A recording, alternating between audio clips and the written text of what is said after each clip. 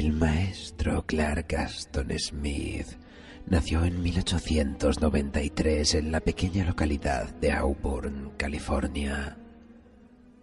Se crió en una familia de clase muy humilde y nunca llegó a ganar suficiente como escritor. Ejerció todo tipo de oficios para ayudar a sus padres. Trabajó como albañil en la industria maderera, la jardinería o la recogida de frutas.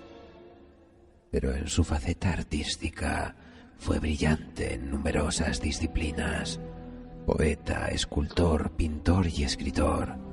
Los libros se convirtieron para él en refugio de anhelo y esperanza. Casi totalmente autodidacta, solo pudo asistir a la escuela hasta los 8 años y jamás fue al instituto.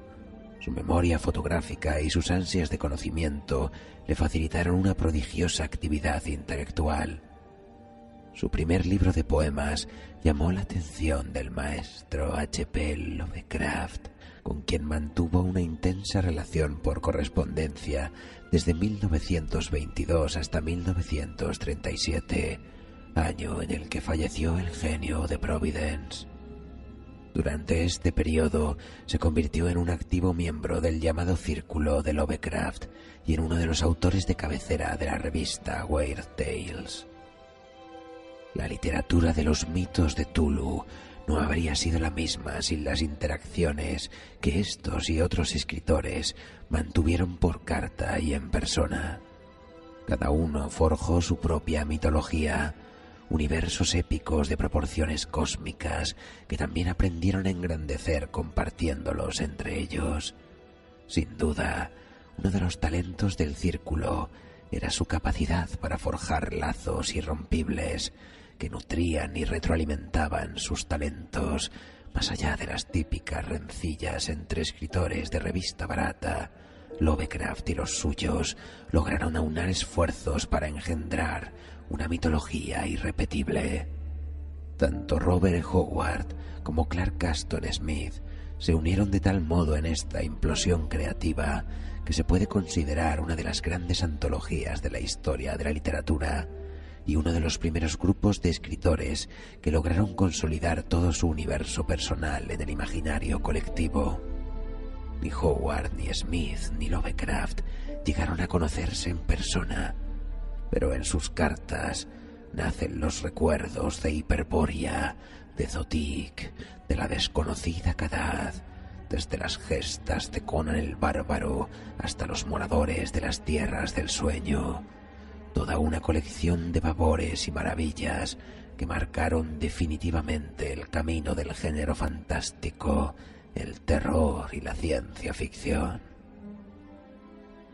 Así pues, acompáñennos, amigos, en este viaje a lo desconocido. Adentrémonos a través de los eones perdidos en el pasado remoto de la humanidad y descubramos con fascinada contemplación la aborrecible presencia de Uboshadla.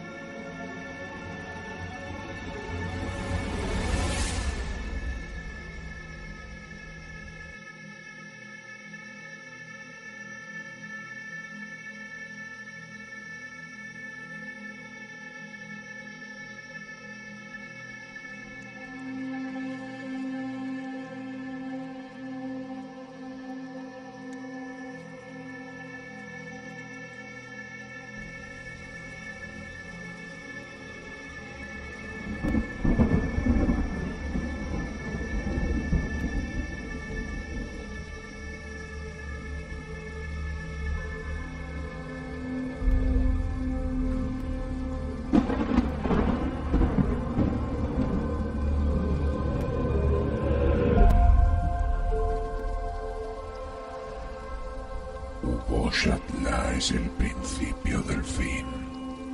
Antes de la llegada de Zotakwa y de Yog-Sothoth y de Tulu procedentes de las estrellas, Uboshadla habitaba en las bocas humeantes de la tierra recién nacida.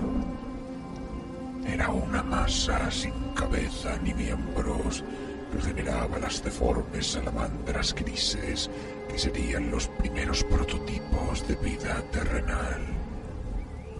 Y todos los seres vivos de la Tierra volverán, de acuerdo con la tradición, a través del gran círculo del tiempo a formar parte de Ubo-Shatla.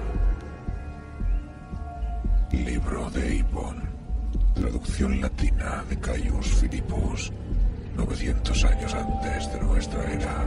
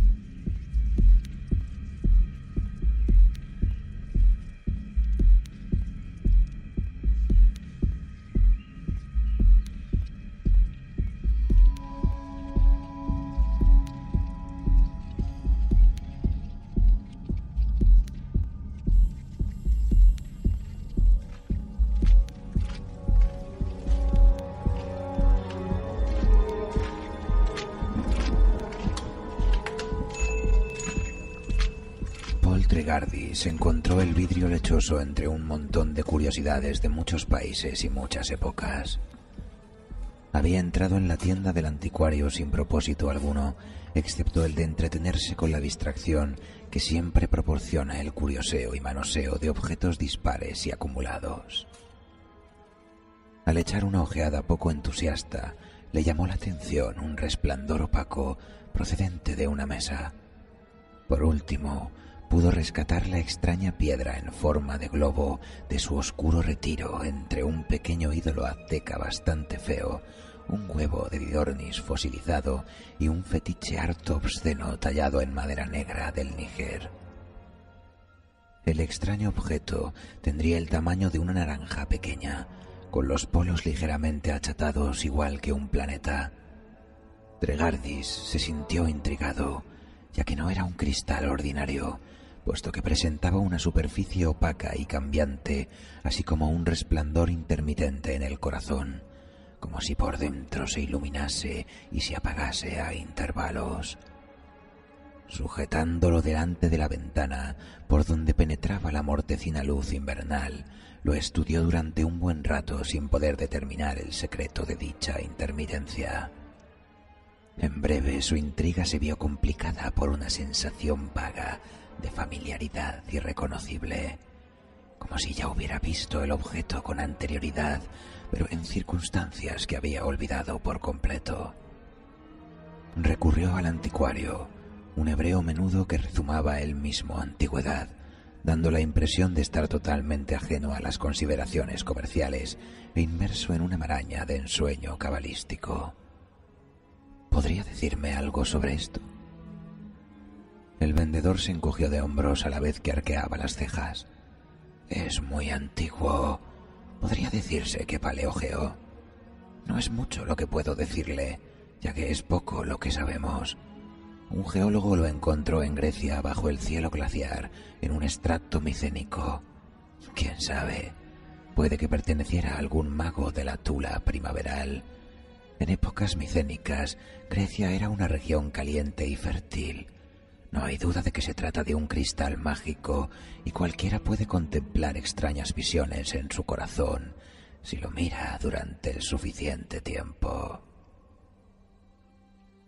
Trigardis se sobresaltó, ya que la sugerencia aparentemente fantástica del vendedor le había recordado sus propias investigaciones en una rama de sabiduría harto oscura, remitiéndole concretamente al libro de Eibon, el más extraño y raro volumen de las ciencias ocultas, olvidado hace mucho tiempo, y que según la tradición perduró a través de una serie de traducciones diversas desde el original prehistórico, escrito en el perdido idioma de Hiperbórea. No sin gran dificultad, Tregardis pudo conseguir la versión medieval francesa, copia que había pertenecido a muchas generaciones de hechiceros y adoradores de Satán. Pero nunca pudo encontrar el manuscrito griego de donde salió dicha versión. El fabuloso y remoto original fue obra de un gran mago hiperbóreo, quien le había dado su nombre. Se trataba de una colección de mitos oscuros y densos, de liturgias, rituales e invocaciones esotéricas dedicadas al mal.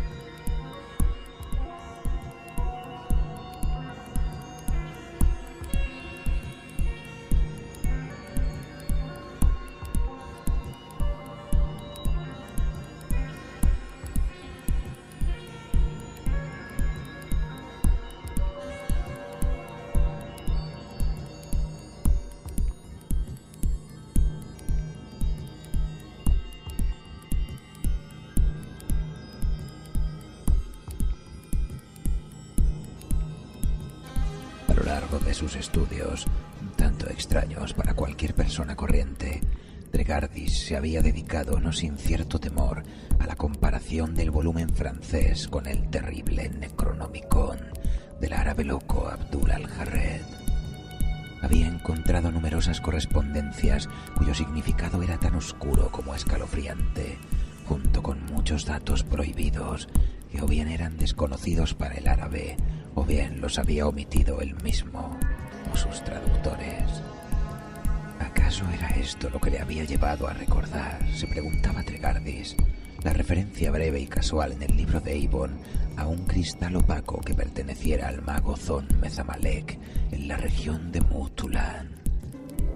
Evidentemente era demasiado fantástico, demasiado hipotético e increíble, pero Mutulan, esa parte septentrional de la antigua Hiperbórea, parecía haber correspondido más o menos con la Grecia actual, que a su vez estuvo unida como península al continente. ¿Sería posible que la piedra que tenía en la mano, por un maravilloso azar, fuera el cristal de Zon Mezamalek? Tregardis se sonrió a sí mismo con cierta ironía interna ante la idea de concebir semejante consideración absurda. Esas cosas no solían ocurrir, por lo menos en el Londres actual. Por otro lado, lo más probable es que el libro de Eibon no fuese más que una mera fantasía supersticiosa. No obstante, había algo en el cristal que seguía atrayéndole y terminó por adquirirlo a un precio bastante moderado. El vendedor pronunció una cifra y el comprador la pagó sin regateo alguno. Con el cristal en el bolsillo, Paul Tregardis regresó inmediatamente a sus habitaciones en vez de continuar su paseo. Instaló el blanquecino globo sobre su escritorio, donde se posó sobre uno de sus lados planos. Entonces, sonriéndose aún ante su propio absurdo, tomó el amarillento manuscrito de pergamino con el libro de Eibon de su sitio, entre una colección de literatura rebuscada. Abrió la cubierta de cuero bermellón con cerrajes de hierro mohoso y leyó para sí mismo, traduciendo del francés antiguo, el párrafo referente a Zon Mezamalek.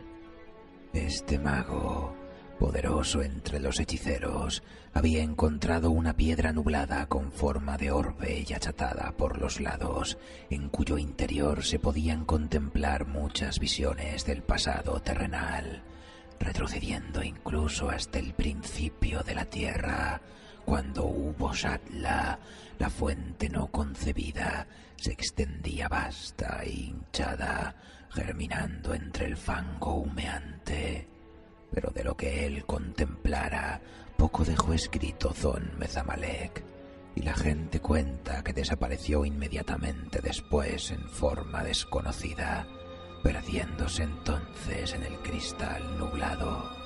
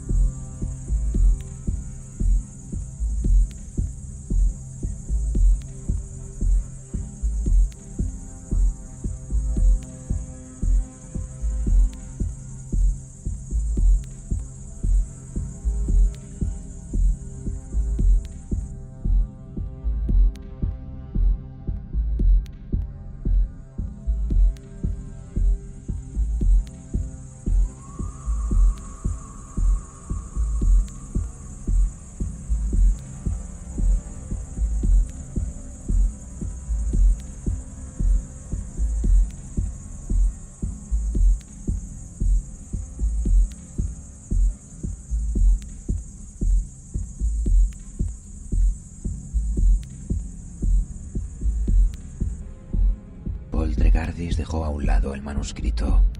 Una vez más, sintió que había algo que le atraía y le intrigaba, algo parecido a un sueño perdido o una memoria condenada al olvido.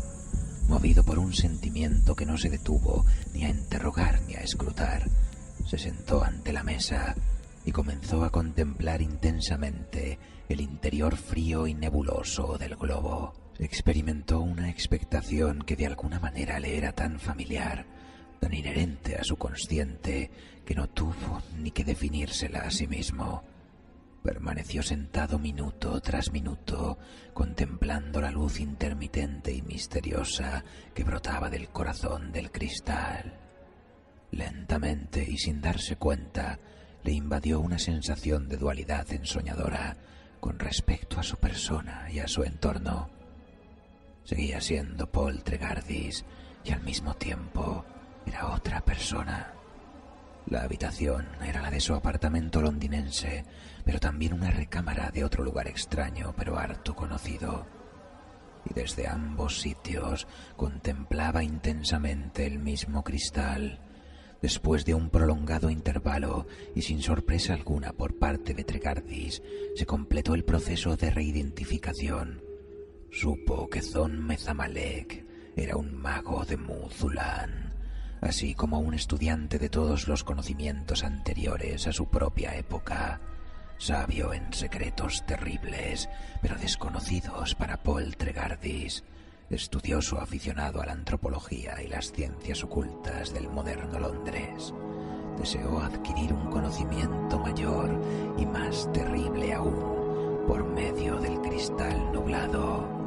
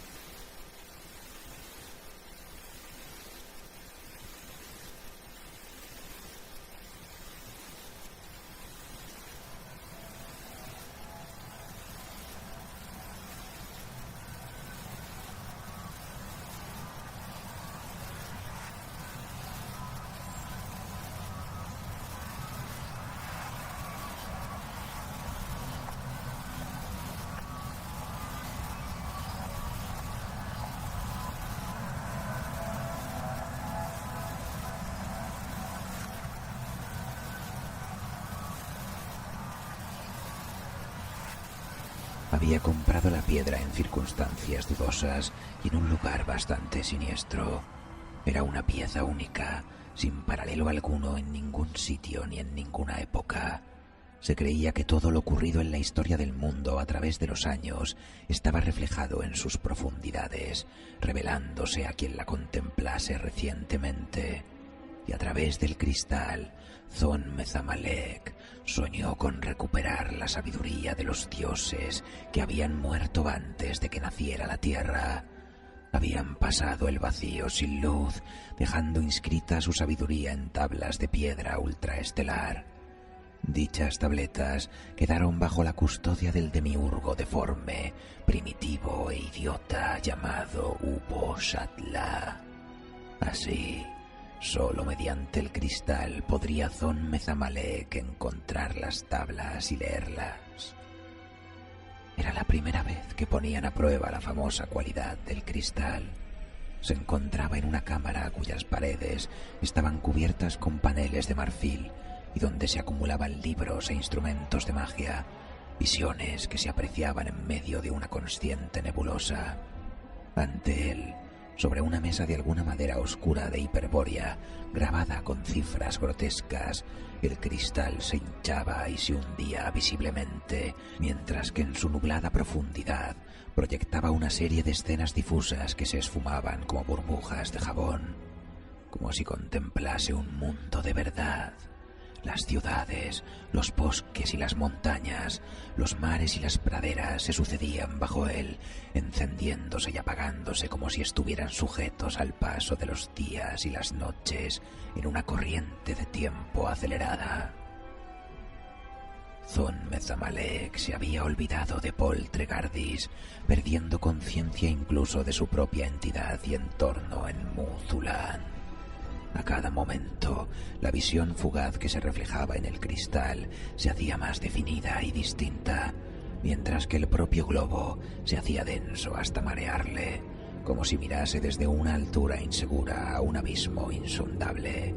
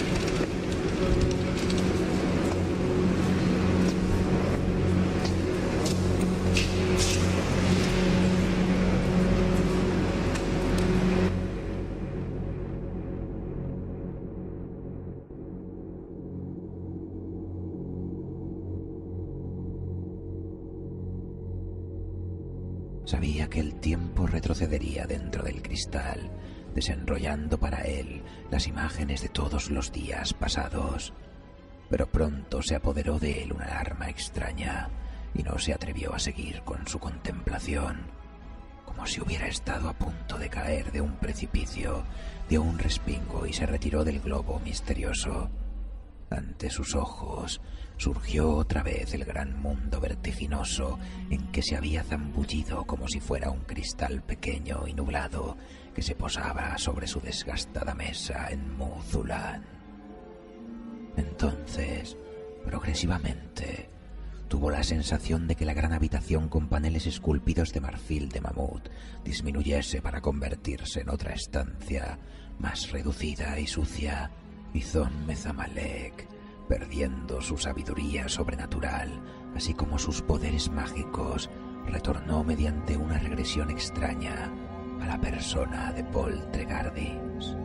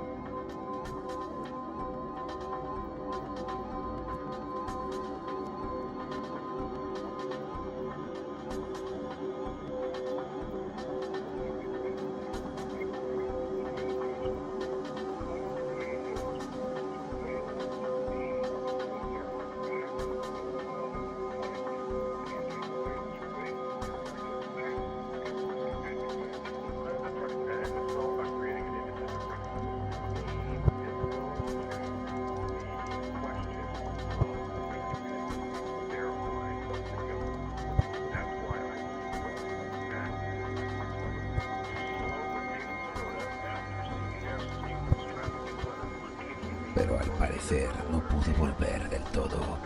Entre mareado y asombrado, Trégardis se encontró ante el escritorio donde depositara la esfera achatada. Sentía la confusión de quien ha soñado y todavía no se ha despertado del todo. La habitación le intrigaba en cierto modo, como si el tamaño o la decoración hubiesen cambiado. Por otro lado, su recuerdo de la compra del cristal al anticuario se mezclaba extrañamente con la impresión de haberlo adquirido de muy distinta manera. Experimentó la sensación de que le había pasado algo muy extraño al mirar dentro del globo, si bien no podía recordar exactamente de qué se trataba.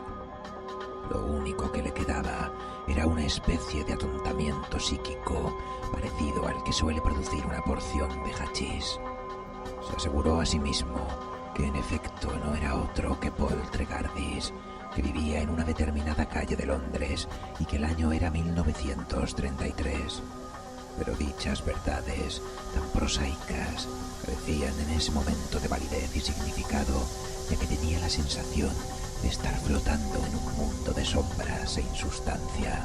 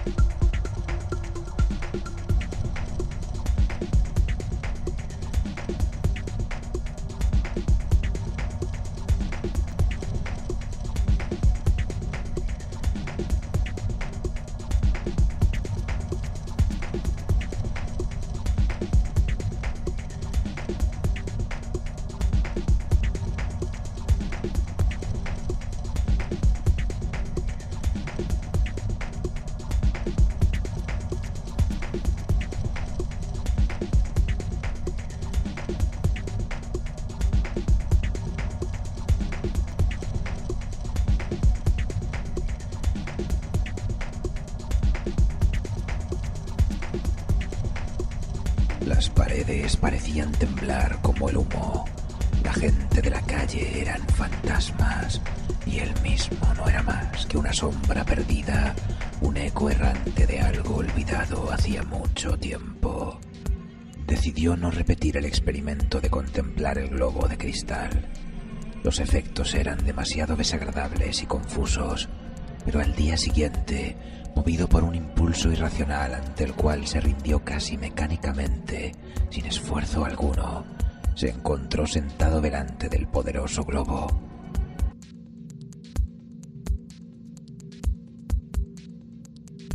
Una vez más, se convirtió en el hechicero Zon Mezamalek de Muthulan.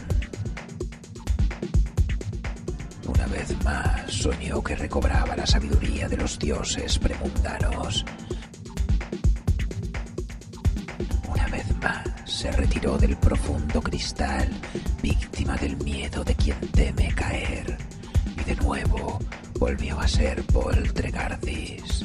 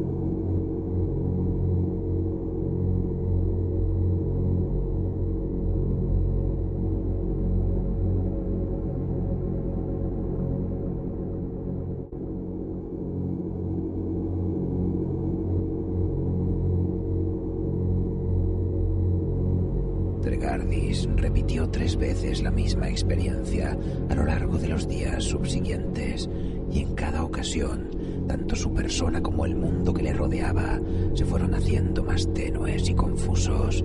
Sus sensaciones eran las de un soñador que estaba a punto de despertar, y el propio Londres le parecía tan irreal como los países que surgen entre sueños, retrocediendo en una niebla densa y una luz nublada.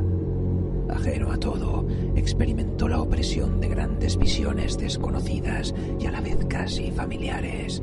Era como si la fantasmagoría del tiempo y el espacio se disolviesen a su alrededor, con el fin de revelarle una realidad palpable u otro sueño de espacios y tiempos olvidados. Pero por fin llegó el día en que se sentó ante el cristal y no regresó como Poltergardis.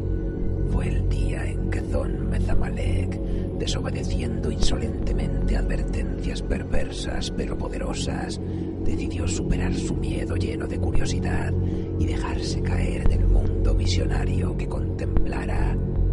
Miedo que hasta entonces le había impedido seguir la corriente en retroceso del tiempo.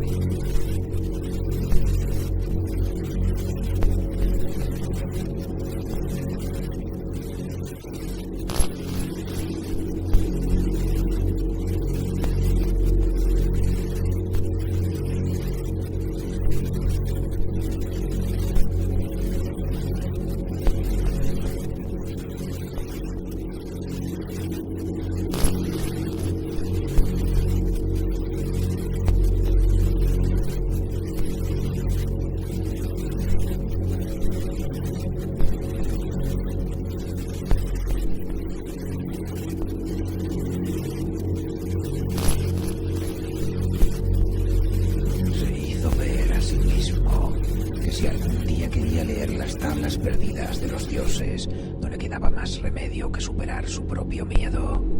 Solo había contemplado algunos fragmentos de los años de Muzlan, inmediatamente posteriores al tiempo presente, es decir, los años de su propia vida. Y entre estos años y el principio se extendían ciclos inestimables. El cristal volvió a intensificarse una vez más ante sus propios ojos, reflejando escenas y acontecimientos que se sucedían en una corriente retrospectiva. De nuevo, se borraron las cifras mágicas de la mesa oscura, mientras que las paredes talladas mágicamente se derritieron en sus sueños. Una vez más, se mareó víctima de un vértigo fatal al inclinarse sobre los torbellinos en los terribles golfos del tiempo dentro del globo con forma terráquea. Preso de terror, y a pesar de su decisión, se hubiera retirado, pero ya era demasiado tarde, pues era mucho lo que había visto. Tenía la sensación de una caída abismal, como si fuera arrastrado por vientos desatados, por torbellinos que le llevaban a través de inestimables visiones de su propia vida pretérita, empujándole hacia eras y dimensiones anteriores al mundo. Tuvo la sensación de sufrir los dolores de un cambio irreversible hasta que dejó de ser Zon Mezamalek, el sabio e instruido observador del cristal, para formar parte integrante de la extraña y veloz corriente que se apresuraba por regresar al principio. Tuvo la sensación de vivir innumerables vidas, de morir muertes fantásticas, olvidando en cada ocasión las vidas y las muertes previas.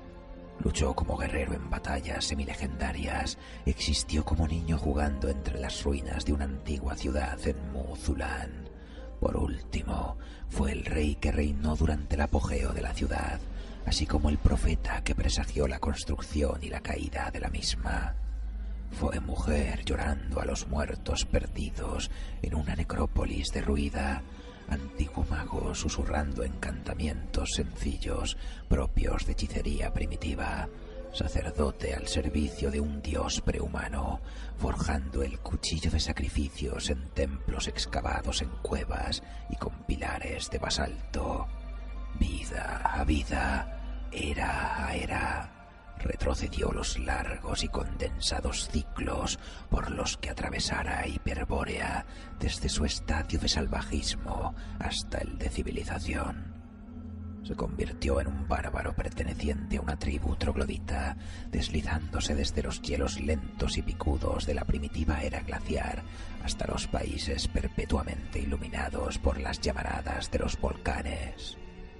Entonces, después de innumerables años, dejó de ser hombre y pasó al estadio de semibestia depredadora, habitando en bosques de helechos y arbustos gigantes entre las ramas de los poderosos tilos.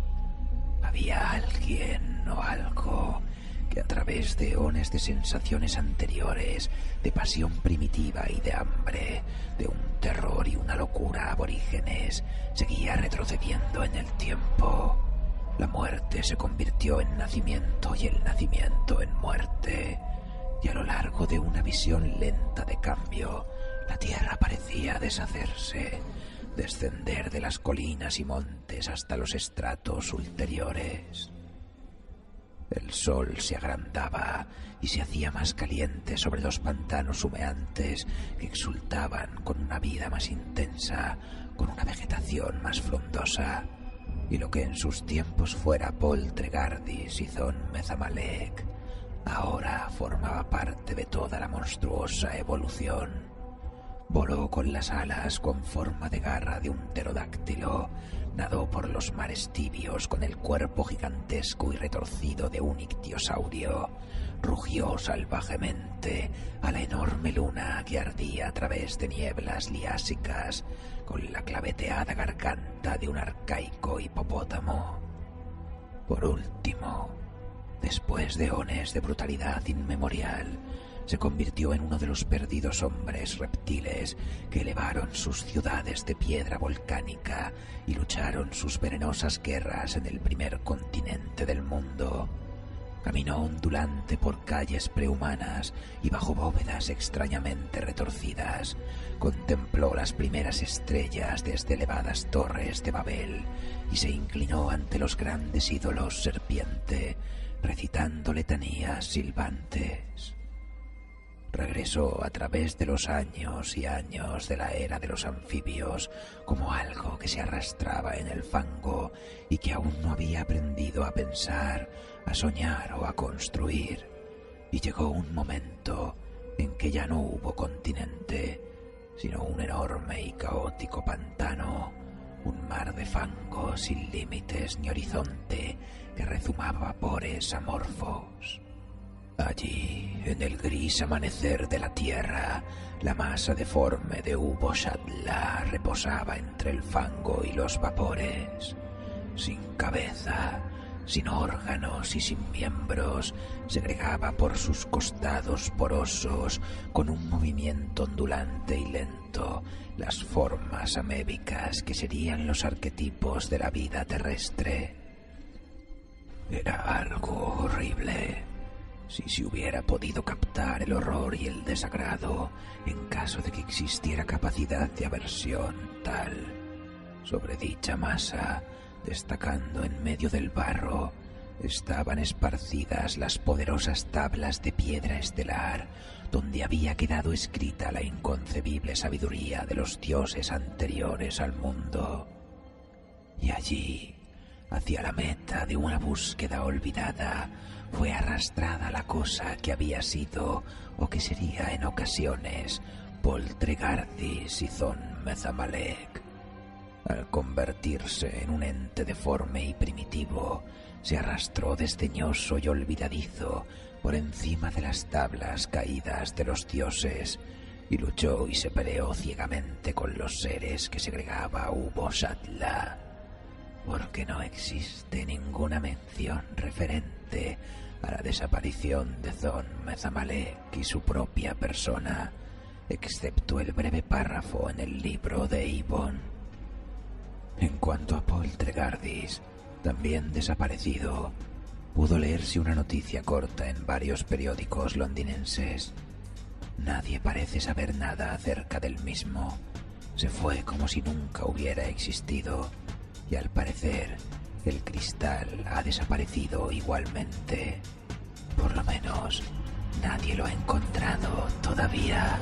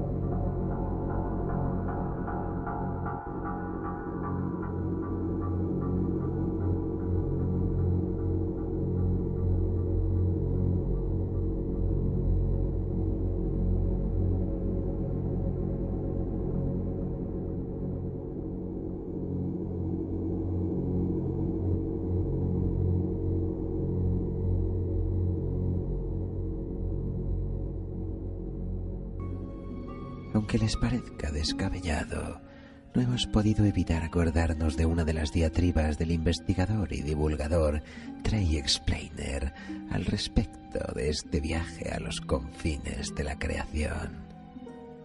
Muchos han especulado con la capacidad de los maestros del círculo de Lovecraft para jugar con la ciencia y la ficción, de forma que sus reflexiones no se alejen demasiado de la realidad de un universo inconmensurable en el que desafortunadamente carecemos de muchas respuestas. Así que permitámonos el lujo por un momento de especular. Especulemos al igual que nuestro relato de esta noche con la historia de la humanidad, en la que científicos, filósofos e intelectuales se han planteado nuestro pasado de todas las formas imaginables. Para muchas culturas tempranas, el pasado era algo misterioso y oscuro. Los antiguos griegos dividían la historia en tres grandes eras: la histórica, la mítica y la era oscura. El periodo llamado histórico abarca nuestra vida reciente, en el que la humanidad todavía recordaba y registraba sus experiencias, desde el 776 antes de nuestra era hasta la actualidad. La era de los mitos resulta menos evidente, ya que la mayoría de sus narraciones formaban parte de leyendas remotas y difícilmente comprobables, ubicadas desde el 777 hasta el 2300 antes de nuestra era. Pero el último periodo, la era de la oscuridad, era simplemente eso, un agujero negro en el tiempo, un enigma absoluto que los hombres sabios ni tan siquiera se atrevían a adivinar. ¿Cuándo dio comienzo el mundo? Incluso los griegos y los romanos permanecían agnósticos en lo referente a la edad de nuestro planeta. Durante cientos de años, la búsqueda de un origen científico de la humanidad y de la Tierra misma fue negado en favor de los dogmas religiosos, de la mera especulación y el interrogante perpetuo. Todavía hoy ignoramos nuestros propios comienzos. Vivimos y morimos sin saber de dónde venimos. No fue hasta la llegada del estudio de los fósiles, la biología, la geología y la antropología que empezamos a tener una idea vaga de nuestro pasado distante. Al igual que un forense durante la investigación de un crimen, tratamos de utilizar métodos similares para comprender nuestra historia. La paleontología es uno de los campos más importantes que trata de averiguar qué ocurrió antes de que el hombre fuera capaz de escribir, de hablar o incluso de poblar este mundo. A pesar de todo, el orgullo de la humanidad hace que pensemos tener muy claro el desarrollo de nuestro pasado remoto. Bien es cierto que hemos descubierto miles, incluso millones de fósiles, plantas, animales, hongos, bacterias y casi cualquier organismo entre estos estadios de la vida. Hemos encontrado criaturas similares a dragones como el Yiki, ballenas con extremidades como el Rhodocentus, hormigas de cuernos metálicos y muchas otras cosas inverosímiles que nuestros ancestros solo podían llegar a imaginar. También hemos sido capaces de encontrar el rastro de nuestros orígenes a través de pequeños mamíferos y viscosos anfibios del Cretácico, especulando con acierto sobre nuestra evolución y sus posibles pasos. La vida en la Tierra trata precisamente de eso, amigos. Un continuo ciclo de renacimiento y muerte. Cuando una especie desaparece, otra nueva surge de sus cenizas para tomar su lugar. Sabemos que el estudio de los fósiles en paleontología representa un gran desafío, no porque la paleontología sea una ciencia defectuosa, sino porque, como todas las ciencias, tiene también sus limitaciones. Incluso si nos planteamos el mejor escenario posible, teniendo en cuenta los millones de fósiles que han sido descubiertos e identificados por el hombre, tan solo representarían una fracción miserable de todo lo que realmente ha llegado a existir.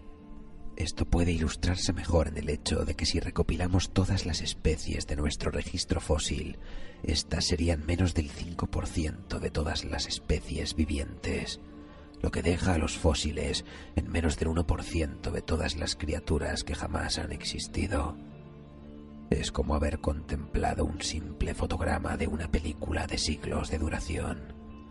Más del 99% de todos los organismos increíbles que han existido permanecen en la oscuridad de nuestro conocimiento. Imaginen, amigos, imaginen las posibilidades. La dificultad para encontrar restos fósiles es fácilmente explicable debido a causas medioambientales de muchos tipos, a la acción de los depredadores y los fenómenos naturales. Solo en circunstancias muy precisas, en las que el cadáver de la criatura queda aislado de su entorno o cubierto de sedimentos, hemos tenido la suerte de recuperarlo. La mayor parte de los fantásticos seres que han podido poblar nuestro mundo murieron y quedaron tendidos en la superficie, sometidos al imperio de los elementos, descompuestos en las profundidades del océano, devorados y reducidos a polvo y cenizas. Incluso existe un periodo de 15 millones de años, conocido como la brecha de Romer, entre 360 y 345 millones de años antes de nuestra era, en el que no existe prácticamente ningún registro fósil. Este momento clave en la aparición de los artrópodos se convierte de pronto en un enigma sin resolver. Llevamos tan poco tiempo tratando de estudiar y entender a estos testigos de nuestro pasado, y a pesar de todo, se conservan documentos que hablan de bestias y dragones y titánicas criaturas de las que no nos queda más que la leyenda. Pero el enigma definitivo se centra en la hipótesis de que aquella era de oscuridad cobijó bajo nuestro mismo cielo a inteligencias que hoy nos parecen imposibles.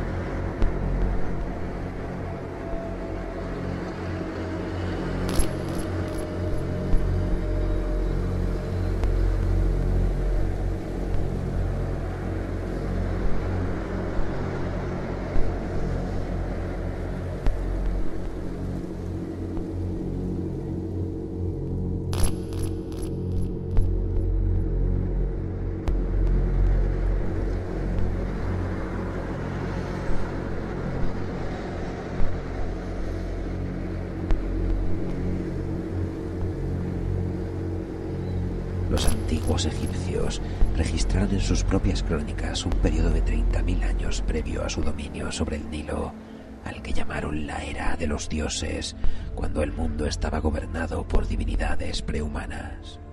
En el folclore de la cultura hindú existen también mitos de una raza de simios inteligentes que atacaban y depredaban a los humanos y construían sus propias estructuras.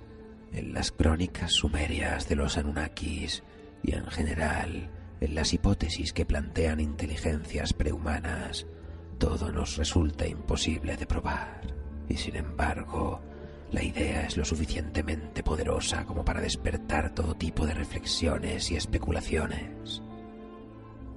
Los mitos de Tulu exponen abiertamente hipótesis relacionadas con aquella era oscura, incluso respetando en cierta medida las reglas de los ciclos naturales de la Tierra y el cosmos. Nos ofrecen un imaginario poderoso de los eones perdidos. Y si dejamos un poco de margen para la imaginación, podemos plantearnos sin reparos la pregunta: ¿existió en algún momento una civilización inteligente, ajena o no a este mundo, que gobernó sobre la Tierra y de la cual no tenemos conocimiento? Desde luego, no hay ninguna prueba, pero eso no nos priva de la posibilidad de que sea real. Después de todo, no es la primera vez que una civilización que creíamos perteneciente a la mitología aparece ante nuestros ojos, desenterrada de las entrañas de la Tierra, para demostrarnos que los mitos son posibles y las leyendas tienen siempre una parte de verdad, revelada ante el mundo como prueba irrefutable de sociedades que creíamos fruto de la mitología. Incluso si ustedes creen que estamos locos al afirmarlo, no deja de existir una remota posibilidad de que antiguas especies inteligentes poblarán nuestro mundo en algún momento. Al fin y al cabo, si pensamos en todo esto, resulta un tanto extraño que la especie humana sea la única con conciencia que ha poblado el universo, aunque también es probable que lo averigüemos muy pronto.